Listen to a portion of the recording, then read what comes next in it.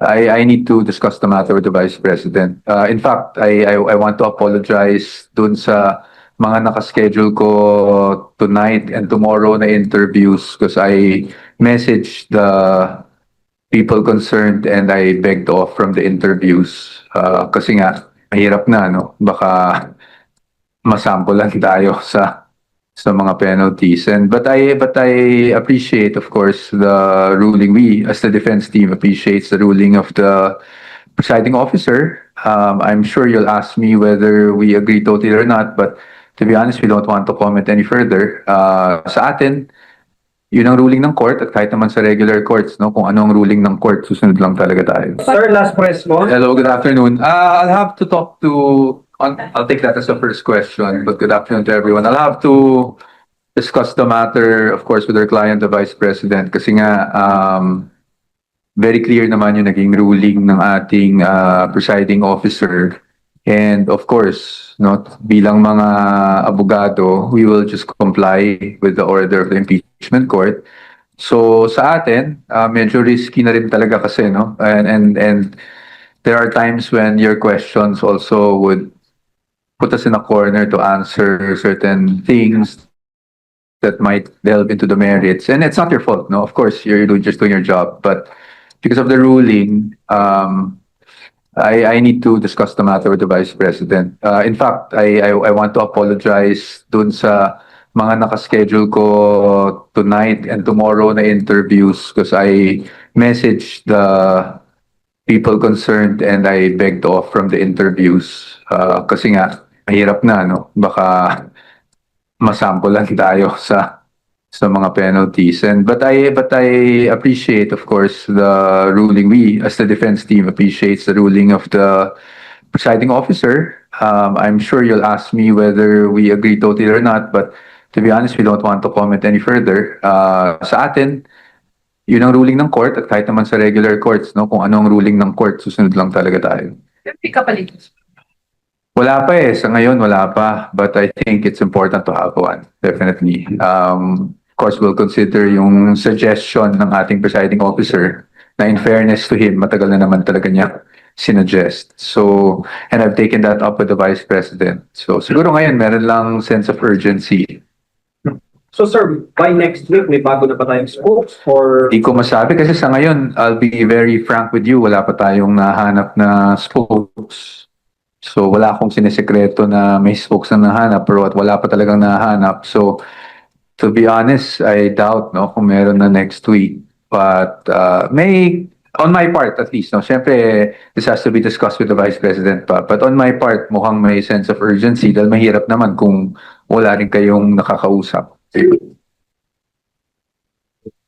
And kung wala next week, what will be the remedy of the time? Well, someone who can really explain the process well, someone who can laymanize the process para sa ating mga kababayan, and someone who will be consistent with whatever the defense wants him or her to say, you know, sa media, para hindi, kumbaga, naguguluhan ng taong bayan natin kung ano ba talaga yung posisyon ng depensa. So, yun naman talaga yung basic quality, someone who can really communicate well. And when we say communicate well, it means someone who can laymanize this very technical process. And a lawyer.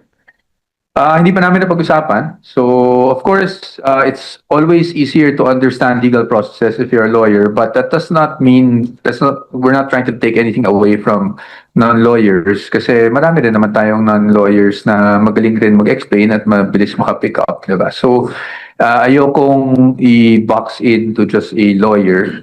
But definitely, again, I'll repeat, I think there's a sense of urgency on my part to have someone speak for the team. It's CCVP, Sara, especially kanina po, during the explanation of Senator Chis Escudero, meron naman siyang sinight doon na not all parties, may mga parties na commendable for, working around the rule of subjudice. Paano ba naging CCVP, Sara, na kayo pa rin? Well, tayo, susunod lang din naman tayo sa kliyente, but of course, I will also provide her with my opinion on matters. It hasn't been easy for me to also navigate yung ano ba yung merits na ano yung hindi. And I'm sure at one point, no, nagkamali din ako siguro in the past, and I'm sure in the future, maraming pagkakataon na baka, madulas ako at may masagot ako na hindi dapat. So I don't want to risk that because that would also reflect badly on the team, diba? So this is something I'll have to discuss with her. But of course, at the end of the day, kung ano ang gusto ng kliyente, yan ang masusunod. So, hindi option, sir, na mag-give up mo yung pagiging member ng legal team at ikaw na lang. Because we'll have to talk again, pero nung una po kasi kami nag-usap, as I've relayed to you before, binigyan ko siya ng options, yung mag-spokes ako, umalis ako ng legal team, or mag-legal ako, umalis ako bilang spokes, or to do both. And her immediate answer was that she wants me as her lawyer, and the option would be to look for another spokes. But in the meantime, since wala pa, ako na muna i-maintain ko lang yung trabaho ko na bilang spokes. But with the ruling now, I think I'll have to have a discussion with her again. Careful in tiptoeing that very thin line, but it's no secret that it's very hard to contain the statements of the Vice President, especially when emotions are high. How do you intend to convince your client, or how does the defense intend, what's the strategy of the defense to stop her from making such statements, especially in ambush interviews in Davao City, in The Hague, and elsewhere? Oh, well, yung statement niya kanina, I have my own position on the matter, no? But ayoko na nang i-ventilate kasi nga parang hahaba yung usapan, and the impeachment court already gave its sense on what it felt the statement was. But perhaps this is something, honestly, strategy, wala akong strategy. We will just have to sit down and talk about it, and siguro explain lang sa kanya at kunin ko rin yung panig niya. Ano ba yung dapat namin gawin moving forward. But again, she's the Vice President, she's her client, and siguro naman ang isang Vice Presidente na sinasubject sa ganitong proceedings, meron ring karapatan to a certain degree, no, mailabas yung kanyang mga saloobin. But as to whether that's sub judice or not, perhaps that's something that we can discuss further. Sir, as a spokesperson, do you have someone in mind to suggest? Wala pa eh. Wala pa talaga. I've been thinking about it actually for the past few weeks. Halos a month na nga yata. And it's not something that I've been thinking about alone. Even the Vice President and I have been discussing it, no, back and forth. Pero sa totoo lang wala pa. Wala pang names even. After din po kaya na you will be testifying for next week? Wala naman kasi yung pag-testify ko nung pre-trial pa lang alam na namin yun. So it's expected. So wala namang akong problema doon. Kaya nga I think the presiding officer did not even see the need to issue a subpoena. So alam naman nating darating tayo dyan. Yeah, because I already said my piece during the Committee on Good Government, no? And basically it will just be a repetition. Attorney, kanina, nabanggit nga yung sinabi yung statement ni VP. And of course, di pa siya covered, ano? Kasi Perspective kasi. Hindi naman active yun eh. Pero pinapasabihan siya ni presiding officer. Of course, i-relay niyo sa kanya yan. I will relay what the presiding officer mentioned earlier today, and then tingnan na lang natin kung ano yung maging usapan namin ukol dyan. Hindi ko pa I don't want to preempt kung ano yung sasabihin niya sa akin.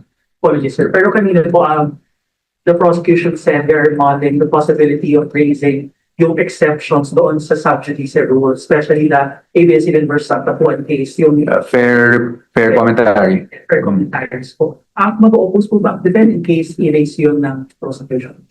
Wala, we'll just, sa akin, I don't see any reason to oppose at this point. Of course, I'm speaking for myself as a spokesperson, no? I need to discuss this also with the rest of the team. So, muna, no? Ayoko muna magbigay ng categorical na sagot, but just to give you a quick answer, sa atin naman, if that is raised by the prosecution, we will just wait for the ruling of the court and we will just comply kung magkaroon naman ng pagbabago o wala. Sir, realistically, knowing VP Sara, makakapag-comply kaya siya na magpagsalita regarding sa impeachment trial niya? Well, pag-usapan namin, ma'am, itong mga bagay na to ay kasi actually, first time naman talaga nagkaroon tayo ng full-blown impeachment trial concerning her. So, pag-usapan muna namin, I cannot say kung realistically or what. I don't want to speculate. So, I'll just have a talk with her. I'll discuss everything with her. And then, tignan natin kung ano yung magiging reaction niya. Pero pagdating dun sa mga statement, do you think sunod naman si VP dahil for statement naman yan, hindi naman ambush interview? O, hindi ko masabi. Hindi ko masabi sa ngayon. But, syempre, lahat naman tayo gusto mag-comply kung ano man yung naaayon sa batas and sa rules. So, it's just a matter of really, paano ba, defining what is really sub judice or not, diba? Hindi naman siya total gag order na wala kang pwedeng pag-usapan, diba? It's just really kung ano ba talaga yung saklaw lang ng sub judice, which is really the merits of the case, no? Meaning kung ano yung contained in the pleadings, kung ano yung relevance ng mga ebidensyang pinipresenta, kung ano yung credibility ng witnesses, diba? Yun lang man ang saklaw pag sinasabing merit. And that's also found in the ABS-CBN case. I think it's ABS-CBN versus Ampatuan. I'm not mistaken. Attorney, sorry, I have to ask lang. Si Claire Castro, sinabi nga niya na may enough evidence that convict ni Sarah. Do you have any comment kay Actor? I'd rather not comment. I'd rather not comment. I did see that yesterday, but I'd rather not comment. Congressman Terry dito na start, yung ombudsman would start the investigation or case against people. Well, I think that was discussed in the budget hearing yata. And, these things naman these concerns are really brought up in budget hearings. I've experienced budget hearings myself. So, that's okay. Wala naman tayong, wala naman tayong issue. Sir, sa cross-claim na medyo may fit yung cross-examination with ASEC or and the same way nung kay Ma'am Gina Acosta, may feeling po yung cross-examination. Strategy po ba na defense yung keep it short, especially hostile witnesses naman? Hindi naman po strategy. It's just more of kung titingnan lang natin kung aling mga punto yung kailangan nating i-clarify on our part for the better appreciation of the court. Sir, kanina na-interview si Chairman Garcia, although I don't know kung sasagutin mo, sabi niya, hindi naman Comelec? sa interview sa DZMM, sabi niya na kahit na makonvict si Sara at mag-resign siya, tapos assuming mag-resign siya, pwede pa rin siya tumakbo sa 2028 presidential election. Pinag-uusapan pa yung option na gano'n? Kasi considering may nagpapantag na gano'n ng may option na mag-resign, allegedly. Hindi po. I think I can answer that categorically. Hindi na pinag-uusapan ng Vice Presidente yan. Obviously, as a lawyer, naisip na namin matagal na that's one of the options. But, the Vice President has no plans of resigning as I speak now. And so, she has always considered the 32 million people that voted for her. Sir, may statement si Colonel Chica na biling naman siyang polistigo. So, parang depende sa pag-usapan nito. Hindi pa po, dahil inintay pa talaga natin, katulad na nasabi ko kahapon, kung ano yung extent ng mga ilalabas na testigo at ebidensya sa panig ng prosecution. With Colonel Chica, I stopped communicating with him because I don't want to be accused of tampering any witnesses. So, hindi kami nag-usap. Nagulat din ako na meron siyang statement na ganun kahapon, to be very candid. Matagal na po kayo dito. Oo, with Colonel Chica, with witnesses. Kasi mahirap na eh. Pag ongoing ang proceedings, baka sabihin, kinausap mo, baka kinoach mo, at yan ang ayon-ayon na sana natin mangyari. So, bago mag-start ng impeachment trial, start ng Hindi ko na maalala kailan ko siya. Kasi si Colonel Chica and I never really worked with each other naman eh. Dahil hindi naman talaga ako naging OVP, diba? Consultant lang ako. Pero yung sabi ni presiding officer, Senator Cheese, na kung hindi niyo siya papatawag at hindi rin papatawag ng prosecution, pwede niyang ipatawag ng impeachment court din. Nasabi niya yun kanina, and he was citing a case, and so we'll just submit to the impeachment court.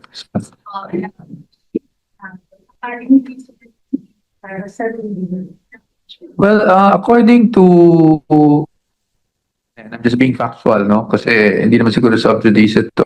According to what was said kanina, there are penalties kasi lalo na pag abogado ka. Pag abogado ka, pwede sila mag-refer sa Office of the Bar Confidant or yung IBP or meaning Supreme Court, no? Para sa administrative case laban sa isang abogado. Take the witness. sorry, when you take the witness stand, sir, as a witness, what are the limitations if ever sa part mo or no holds part ka? Ano yung mga process? Sa akin, basta ayon sa personal knowledge ko, as you know, sasagutin ko,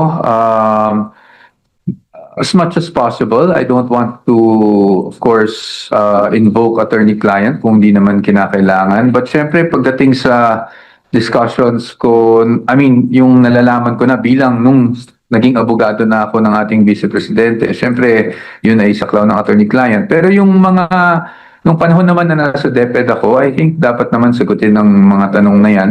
And I've always maintained that position. Of course, I cannot waive attorney-client, pero kung ang saklaw naman ng tanong, I think will be on DepEd at anong naging participation ko, which was the AOM, no? Yung reply lang naman sa AOM.